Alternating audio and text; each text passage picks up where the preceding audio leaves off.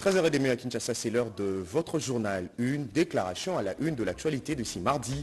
C'est la RDC qui a de terres à récupérer au Rwanda et non le contraire. Le Rwandais Paul Kagame est appelé à relire correctement l'histoire de propos tenus par le professeur émérite Isidore Ndayuel. À suivre également dans ce journal la mobilisation de tout un peuple. Aucun centimètre de la RDC ne sera cédé au Rwanda. Un message fort de la population quinoise au président Paul Kagame. Pour lutter contre la désinformation, la société civile du Nord Kivu est appelée à plus de collaboration avec les autorités de l'État, a tranché le ministre de la Communication et des Médias lors d'une rencontre à Goma. Madame, Messieurs, bonjour. Aucun centimètre de la RDC ne sera cédé au Rwanda. Un message fort de Quinois au président Paul Kagame. Ils l'ont dit ce mardi à nos reporters. Suivez. Je suis de Goma, je suis un notable de Goma, du territoire de Nyiragongo. Ça fait tellement rire que Kagame puisse verser dans des propos balivernes comme ceux qui disent qu'il a des terres en République démocratique du Congo, notamment la partie est du pays. Comme il a toujours dit, en fait, c'est vraiment pleurant parce que Kagame a beaucoup endeuillé la RDC. Ça fait au moins 2 décennies que l'est du pays est sévi par les atrocités de Paul Kagame. Paul Kagame, c'est sanguinaire. Paul Kagame, se versant dans ses propos, il veut juste flouer ou soit falsifier l'histoire. Plutôt, c'est nous qui avons des terres à réclamer au Rwanda, notamment la ville de Gisenyi. Gisenyi, c'est falsifié, c'est un nom congolais qui a été falsifié par le Rwandais. Ce n'est pas Gisenyi, c'est plutôt Kishenyi. Kishenyi qui signifie un lieu où on coupe le bois de chauffe. C'est un nom purement congolais. Ça vient du dialecte Houndé, les Kihundé. Hein? Comme toute la partie, elle est une partie du peuple Houndé. Nous allons dans la ville de Ruwengeri. Ce n'est pas Ruwengeri comme les Rwandais l'ont falsifié. C'est plutôt Muhengeri. Muhengeri qui signifie route principale. Et beaucoup d'autres lieux qui ont été falsifiés. Alors, je pense que la communauté internationale doit être vigilante et doit poursuivre Paul Kagame avec ses propos malencontreux. En tant que citoyen congolais, j'ai le devoir de pouvoir réagir aux propos du président de la République du Rwanda, M. Paul Kagame. Il doit se rappeler que dans l'histoire, depuis 1880, dans la carte de l'Afrique, le Rwanda n'existait pas. Et si nous réclamons aujourd'hui une partie de terre du Rwanda qui existe en RDC, eh bien c'est paradoxal. Il faut qu'il se rappelle de cette carte et qu'il faut qu'il se rappelle que nous avons des anciennes colonies. La Belgique qui a colonisé la RDC connaît bien qui est le géniteur, qui était le royaume Congo. Et à ce temps-là, le royaume Rwanda n'existait pas. Donc, il doit revenir dans son histoire et en tant qu'intellectuel, il est appelé à bien lire l'histoire de son pays. C'est à nous maintenant de se réveiller et de comprendre maintenant donc, les nœuds du problème. Ce n'est plus donc les FLR, donc les gens, les réfugiés donc, rwandais ou soit les rebelles rwandais. Maintenant, il est maintenant clair. Hein, et il s'est caché derrière un doigt de parler de la rébellion qui faisait donc menace donc à son pouvoir. Mais pour le moment, nous comprenons que c'est le problème maintenant donc, du territoire qu'il est en train maintenant de réclamer. Toute chose a une fin. Ce que Kagame est en train de dire, c'est un conte à dormir debout. Mais, advienne que pourra, nous allons vaincre. La société civile du Nord Kivu est appelée à plus de collaboration avec le gouvernement. Recommandation formulée le lundi 17 avril 2023 à Goma, au cours d'une rencontre avec le ministre de la Communication et Médias, porte-parole du gouvernement. Pour le ministre Patrick Muyaya, le gouvernement RD congolais ne négociera pas avec le M23. L'impact de la crise sécuritaire et humanitaire causée par le Rwanda dans la partie est de la RDC préoccupe au plus haut point la société civile du Nord Kivu. C'est lundi, elle est reçue par les porte-parole du gouvernement. Dans un échange franc avec Patrick Muyaya, elle recommande au ministre de la Communication et des Médias la mise en place d'un front diplomatique commun pour faire échec au plan de désinformation de l'ennemi. Pour son président, la rencontre de Goma est satisfaisante. Quand il n'y a pas un cadre d'échange, quand il n'y a pas une communication entre, par exemple, nous, les structures de la société civile et les gouvernants, il y a toujours eu des suspicions. Si le gouvernement peut accompagner les organisations de la société civile pour lutter contre cette désinformation. Au nombre de préoccupations soulevées, Nelly Kea évoque plutôt la problématique de féminicide. Le féminicide, c'est de voir les hommes qui tuent leurs partenaires. Nous en avons parlé à notre ministre en charge de la communication au niveau national parce que quand même nous en avons marre. Pour Linda Bissimo, bénévole au sein de la structure Goma Actif, les retours de la paix permettra aux déplacés internes de retourner dans leur budget d'origine. Parce que l'aide de Goma Actif ou de tous les autres humanitaires, ça peut prendre fin. On connaît tous les budgets, les contributions, mais quand ils sont chez eux, c'est la vie qui est rassurée, contrairement dans les camps des déplacés. Le ministre a par ailleurs saisi cette opportunité pour réitérer la volonté du gouvernement d'utiliser de moyens reconnus par la Constitution pour sauvegarder l'intégrité du territoire. Pour Patrick Mouyaya, le gouvernement RD congolais ne négociera pas avec le 1-23. Et puis, cette déclaration du professeur émérite Isidore Ndayuel, c'est la RDC qui a de terres à récupérer au Rwanda et non le contraire. Le Rwandais Paul Kagame est appelé à relire correctement, oui, correctement l'histoire. L'existence du roi Rwanda qui aurait des espaces en RDC n'est qu'un mythe, a-t-il tranché. On l'écoute. Cette déclaration a l'avantage de la clarté. Ah bon? La clarté? La clarté. Les masques sont tombés. Oui, c'est très clair et c'est très intéressant. Et pour le Congo, c'est vraiment un élément intéressant. Pendant des années, le Congo essaie d'expliquer qu'il existe des prétentions hégémoniques du Rwanda sur le Congo.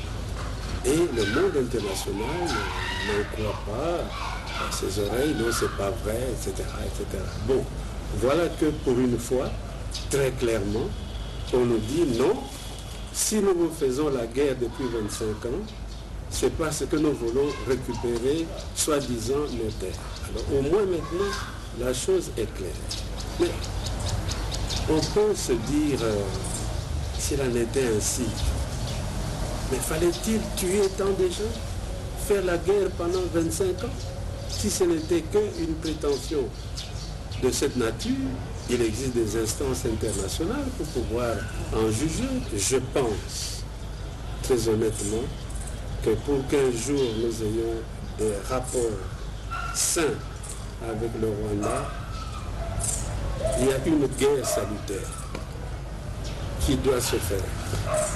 J'insiste, salutaire, c'est-à-dire une guerre qui pourrait nous permettre enfin de se regarder face à face et d'être vraiment de même bord. Parce que pour le moment, Rwanda, avec toute l'accumulation des aides militaires internationales, est devenue un peu, je dirais, la Prusse des temps modernes. Et puis, le silence radio de l'opposition inquiète plus d'un observateur habitué à commenter l'actualité brûlante, muette jusque-là au sujet de propos tenus par Paul Kagame. L'opposition congolaise estime Cédric Kenina préfère évoquer la récomposition de la commission électorale en lieu et place de dénoncer l'agression rwandaise sur le sol congolais. Édito de la rédaction. La montagne vient une nouvelle fois d'accoucher d'une souris naine à Lubumbashi, dans l'indifférence totale d'une opinion nationale arrimée sur le programme du développement local des 145 territoires et surtout stupéfait par les propos au-delà de la maladresse du président rwandais Paul Kagame qui frise, il faut le dire, la schizophrénie politique en essayant de révisiter l'histoire et les frontières naturelles, sous la barbe, évidemment, de l'Organisation des Nations Unies. En plus, dans un contexte d'agression du Rwanda vis-à-vis de son voisin, la République démocratique du Congo. Et dans un tel décor, sans aucun programme commun, Moïse Katumbi, Matata Ponyo, Martin Fayulu et Delis Esanga ont signé une déclaration politique commune dans laquelle de la vie même des experts de la scène politique congolaise, ils n'ont fait qu'enfoncer une porte largement ouverte. Car, s'interroge le Congolais, à quoi bon de jeter sur les rues de Kinshasa des hordes de sympathisants, mobilisés à coups de billets verts pour soi-disant réclamer des élections dans le délai constitutionnel, alors que les calendriers de la CENI ne prévoient aucun glissement?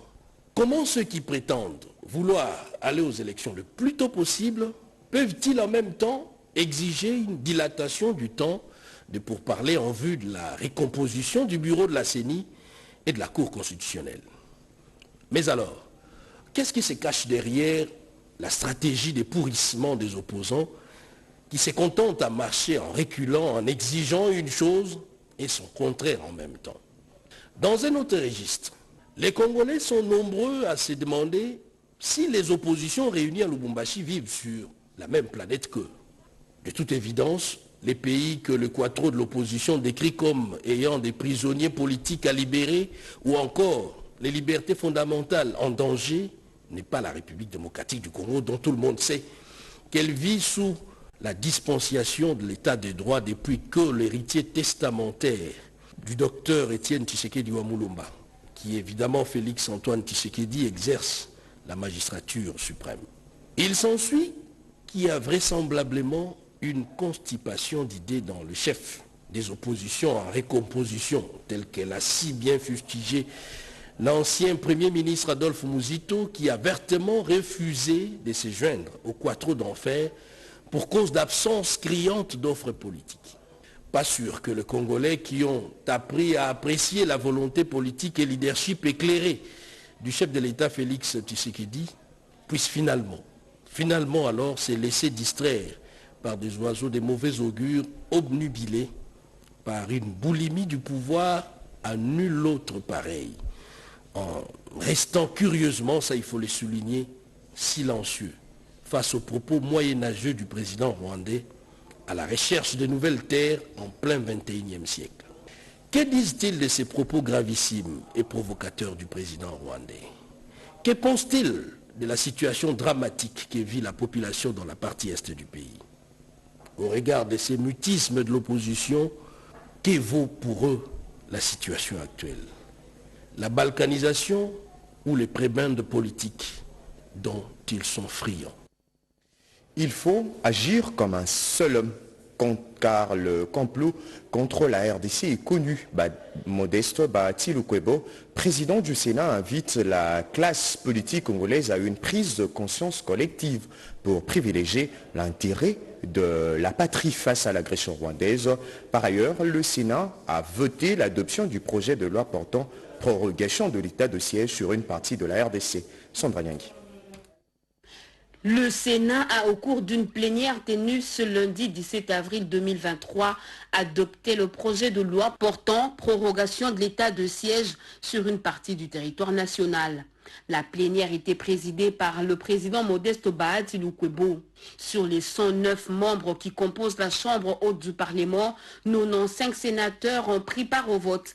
85 ont voté la prorogation, 7 ont voté par non et 3 sénateurs se sont abstenus.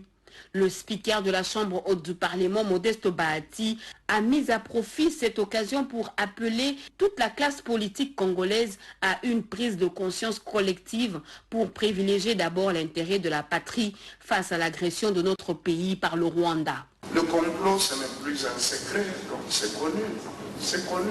Mais maintenant, il faut agir. Pour agir, nous devons tous être comme un seul homme. Et pour le faire, il faut mettre de côté les sentiments, les questions politiciennes. Les gens se battent pour se positionner aux prochaines échéances. Mais pour quel pays? Sauvons d'abord le pays. Vous voulez diriger quoi? Vous voulez diriger qui demain? Si demain nous n'avons plus le pays, vous serez ministre, vous serez député, vous serez sénateur, vous serez président de quel pays? Donc je pense que là, il faut que vraiment il y ait une interpellation collective et que cette fois-ci, ce ne soit pas de l'hypocrisie où les gens parlent pour parler, tout simplement. Donc, cette interpellation, en tout cas, aujourd'hui, plus que hier, elle est à sa place. Outre le vote de la loi prorogeant l'état de siège sur une partie du territoire national, d'autres matières étaient également à l'ordre du jour de cette plénière. Il s'agit notamment de la recevabilité de la question orale avec débat initiée par le sénateur Augustin Matata Pogno sur le paradoxe entre l'évolution économique de la RDC de 2019 à 2022 et la détermination des conditions de vie de la population, et de la question orale avec débat initiée par la sénatrice Isabelle Kabamba qui, par cette initiative, veut obtenir du gouvernement des explications sur la politique de la gestion du secteur de la justice. À ce sujet, pour se conformer au texte régissant la Chambre haute du Parlement, la plénière a adopté à l'unanimité la résolution d'envoyer ces matières à la commission PAJ pour plus de conformité, afin que celle-ci vienne présenter le rapport à la plénière qui pourra juger de la recevabilité ou non de ces questions orales avant d'inviter les membres du gouvernement concernés par les deux questions orales.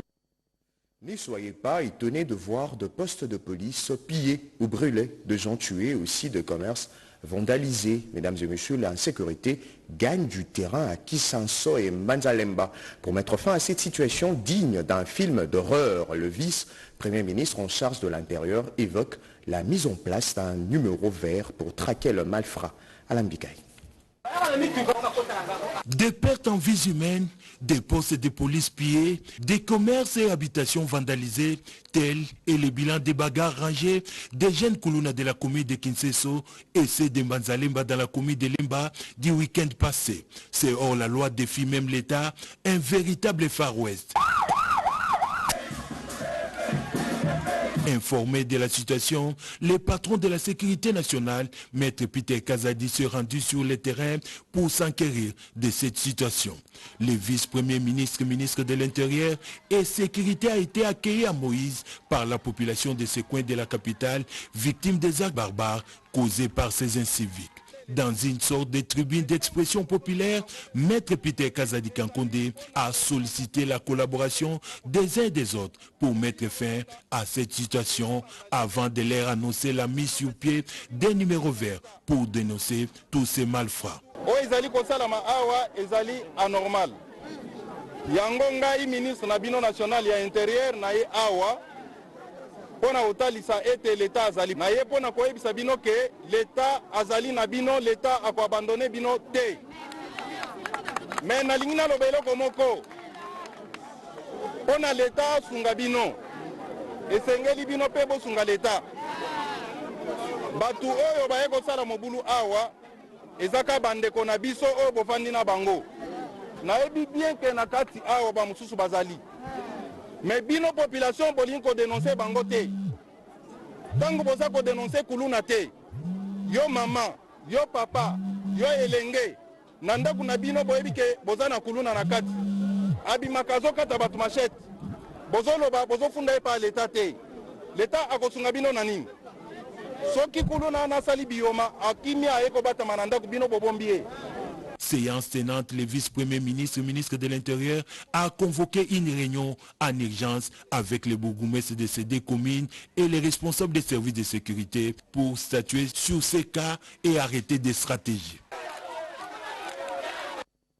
De son côté, le ministre d'État en charge de l'intégration régionale promet de jouer un rôle important dans la résolution de conflits dans l'est de la RDC. Sylvie Moembo. Avec une expertise et une expérience passée en Angola dans des guerres civiles et les corollaires des drames humanitaires en 27 ans, le secrétaire exécutif à la conférence internationale sur la région des Grands Lacs, Samuel Kaolo, a eu des échanges francs sur le retour de la paix dans l'est de la RDC avec le ministre d'État en charge de l'intégration régionale, Antipas Mboussanyamouissi. Le ministre d'État en charge de l'intégration régionale s'est engagé à réactiver la CIRGL, particulièrement dans son volet paix et sécurité. Comme vous le savez, ce ministère est le point focal de la CIRGL. C'est le ministère qui suit tout ce que nous faisons. Je suis aussi venu rendre une visite de courtoisie au ministre car j'ai travaillé avec lui il y a 20 ans. Il était alors ministre des Affaires étrangères. La redynamisation du PDDRC, programme de désarmement, démobilisation, relèvement communautaire et stabilisation, a été au centre des échanges entre son coordonnateur national, Tambwe Ushindi, et le ministre d'État et intégration régionale, Mbusa Nyamwisi.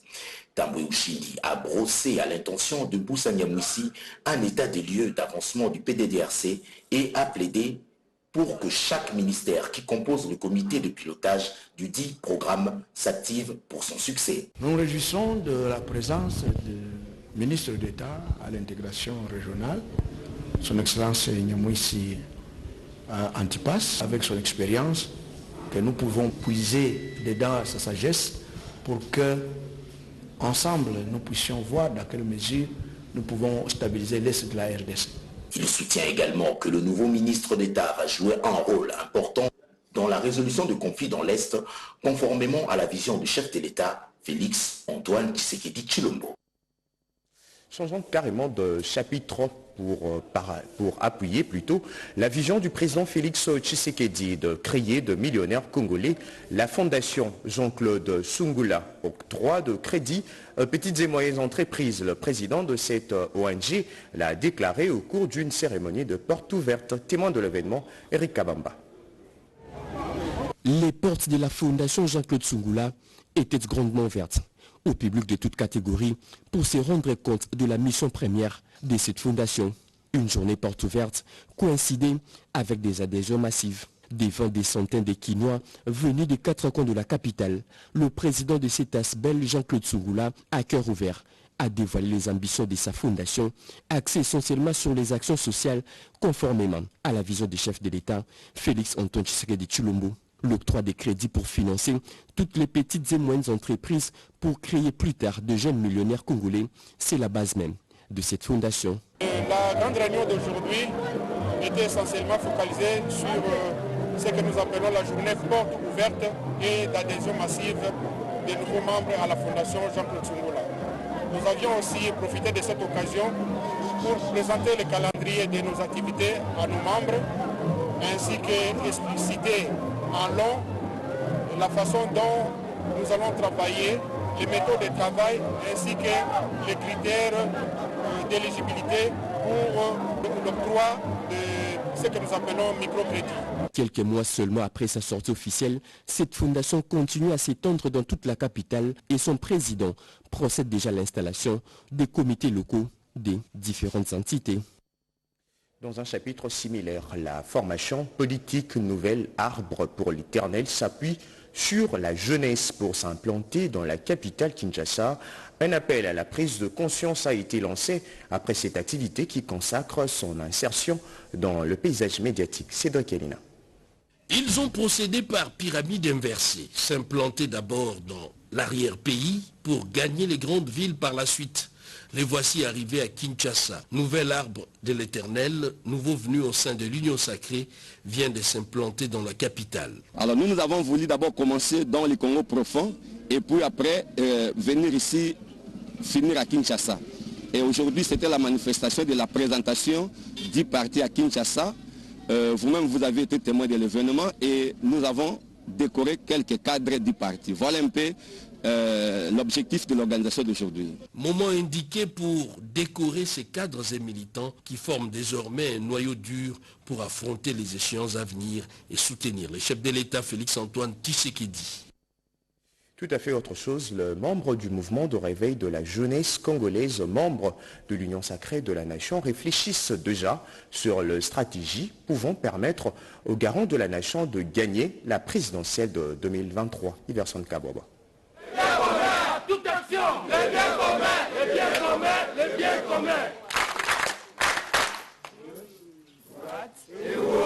La réussite d'une épreuve doit se préparer en amont. Cet adage vaut son pesant d'or dans le cadre de cette réunion des membres du mouvement de réveil de la jeunesse congolaise, tous membres de l'Union Sacrée, pour créer une synergie en vue de donner le garant de la nation, Félix Antoine Tshisekedi Tshilombo, un deuxième mandat aux élections de 2023, a expliqué John Mbayantita, président national de cette formation politique. C'est ici l'occasion pour le MRJCO de rappeler à la communauté internationale les principes de la souveraineté et de l'indépendance visant à gérer les affaires intérieures d'un pays sans aucune injection extérieure. Le mouvement de réveil de la jeunesse congolaise MRJCO en sigle soutient la position du chef de l'État, son Excellence Félix Antoine Tshisekedi Tshilombo, celle de non-négociation avec les Rwandais dites les rebelles du M23. À l'issue de cette réunion, le mouvement de réveil de la jeunesse congolaise a invité le peuple congolais dans son ensemble à un soutien indéfectible aux FARDC engagés au front contre l'armée d'occupation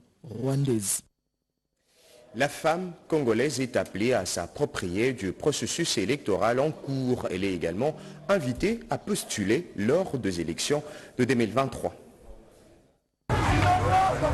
C'est à l'occasion de la clôture du mois de la femme que Mme Pascaline Koudoura, au cadre du parti présidentiel UDPS, était allée à la section Ngomba-Kikusa pour sensibiliser les femmes de l'UDPS sur les élections de 2023. En bonne mère de famille, Pascaline Koudoura a remis à toutes les mamans présentes l'épargne afin de clôturer avec eux en beauté le mois dédié aux droits de la femme. Il en est suivi le deuxième jour de la visite de la cellule Koutou dans la section Ngomba-Kikusa où dirige le camarade Djouma Selemani. Pascaline Koudoura, en bonne mère de famille, elle était encore allée pour parler avec les mamans de l'IDPS de la cellule Koutou où Pascaline Koudoura a insisté sur les rapports aux élections de 2023 où Pascaline Koudoura invite toutes les mamans de l'IDPS à s'y mettre.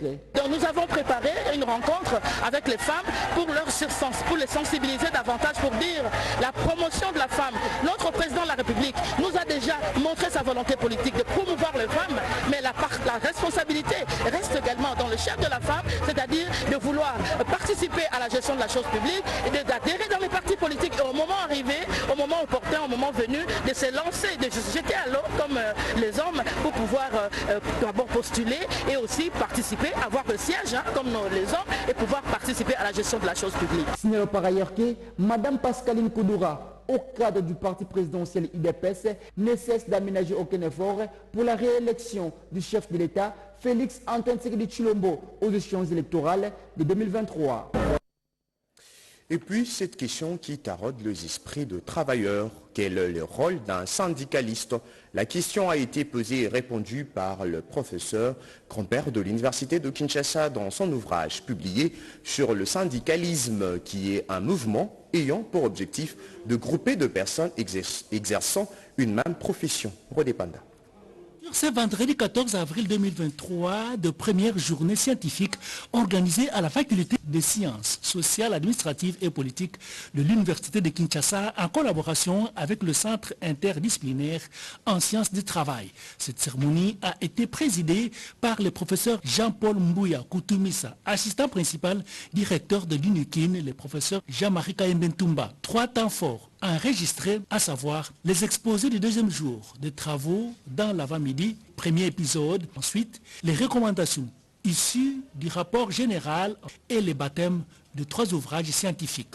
2 de ces 3 livres sont l'œuvre du professeur Rufin Ngomper Ilunga, publié sur le syndicalisme congolais et actions sociopolitiques en période de démocratisation, et l'autre sur le partenariat et les acquis dans le secteur fluvial et laquiste en RDC. Le 3e livre du professeur Crispin David Mwenge Nonungu, consacré à la réforme de la sécurité sociale en RDC, nouvelle stratégie, selon le professeur Albert Mouluma Mounanga, coordonnateur de ces journées scientifiques et doyen honoraire des sciences sociales, administratives et politiques. On ne forme pas les élites sans la recherche accompagnée de la pratique. Le centre de recherche interdisciplinaire en sciences du travail, c'est en fait la locomotive du département de sciences du travail. Il y a beaucoup d'opportunités dans le monde du travail, beaucoup de pistes de recherche. Le but poursuivi est de démontrer les rôles du travail dans l'épanouissement de l'homme et la société, ainsi que sensibiliser les organisations sociales professionnelles à la formation et à la promotion de la recherche. 100 jours après leur prise de fonction, le bourgmestre de la capitale Kinshasa ont préféré rendre grâce à Dieu à travers une messe d'action de grâce. Occasion pour le bourgmestre de Mongafula d'inviter la population à soutenir le programme de développement à la base de 145 territoires du chef de l'État. Retour en image. C'est par une messe d'action de grâce et de conférences que les bourgmestres de la ville de Kinshasa récemment nommés ont choisi de célébrer les 100 jours depuis leur prise de fonction. Sur les lieux du rassemblement, la paroisse Miséricorde Divine, les bourgmestres de Mongafula, en plein du 8e anniversaire de sa création, a imploré à ce 12e dimanche de Pâques sur la paix, l'amour entre les chrétiens. Pour la population de Mongafula, nous l'appelons à accompagner la vision du chef de l'État, tout en étant chrétien, parce que lorsqu'on a une éducation chrétienne, on pose des actes positifs. Et ce sont des actes qui ont une certaine influence dans la vie politique de la nation. Juste après la messe, l'autorité municipale, accompagnée des anciens étudiants, ont visité leur professeur émérite Jean Kinyongo, âgé de 87 ans, de la faculté des lettres de l'UNIKIN. Une façon de les remercier pour tout ce qu'ils ont acquis auprès de lui durant leur cursus universitaire. C'est une grande joie pour moi de pouvoir bénéficier de ce programme improvisé, parce que jamais, pendant mes 51 ans de carrière enseignante, jamais pareille manifestation n'a eu lieu. Soyez donc remerciés pour ça. Ce journal est terminé. Si vous nous avez pris en cours de diffusion, voici le rappel de principaux titres d'actualité. C'est la RDC qui a de terres à récupérer au Rwanda et non le contraire. Le président rwandais Paul Kagame est appelé à relire correctement l'histoire de propos tenus par le professeur émérite Isidore Ndayouel. Vous avez également suivi dans ces journaux la mobilisation de tout un peuple. Aucun centimètre de la RDC ne sera cédé au Rwanda. Un message fort de la population quinoise au Rwandais Paul Kagame. Et puis pour lutter contre la désinformation, la société civile du Nord Kivu est appelée à plus de collaboration avec des autorités de l'État, a tranché le ministre de la Communication et des Médias lors d'une rencontre à Goma. Merci d'avoir suivi ce journal de la rédaction coordonnée par Jacques Kabouabouam Moukoumine Sedouga, réalisé par Attacha Machini, assisté par Obio Mustafa et Serge Lomba. Ne zappez surtout pas. L'actualité reste en continu sur la RTNC et la RTNC.cd. À très bientôt.